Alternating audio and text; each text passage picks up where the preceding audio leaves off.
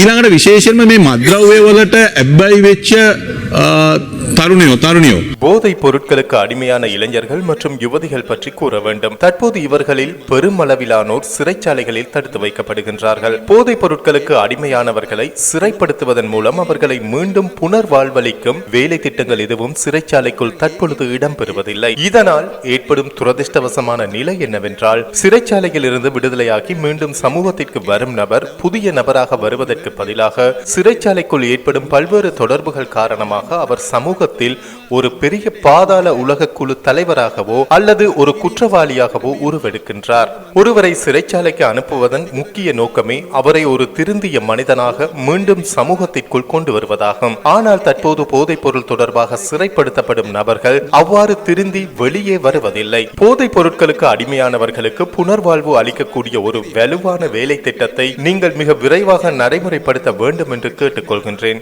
මොකක්කරි වැඩසටහනක් දාලා තියෙනවද කියලා. අපි පටන් ගත්ත දවස් ඉඳලම ගරු මන්ත්‍රීතුමනි ප්‍රශ්නේ මතුවෙන්නේ රස පරීක්ෂක දෙපාර්තමේන්තුවේ 2022 ஆண்டிற்கு பின்னர் அரச பகுப்பாய்வு துறையில் வெற்றிடமாக இருந்த எந்த ஒரு பணியிடமும் நிரப்பப்படவில்லை.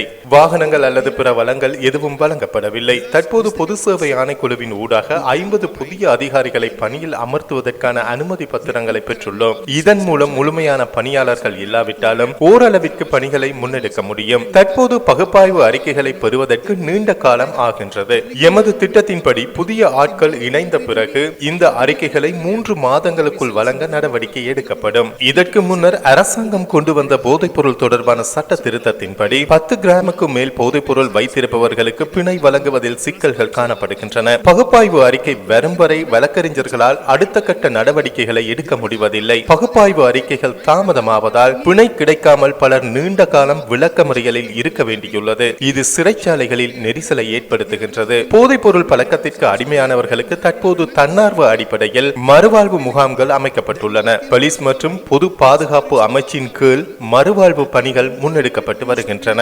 නිසා එතන පොඩි ගැටලුවක් තියෙනවා. අපි ඒ සියල්ලටම අවධානය යොමු කරලා තියෙන්නේ මේ තදබදය නිසා ජනතාවට හානි වෙනවා කියන එක මම පිළිගන්නවා. ඒක වෙනස් කරන්න අවශ්‍ය කටයුතු කරනවා.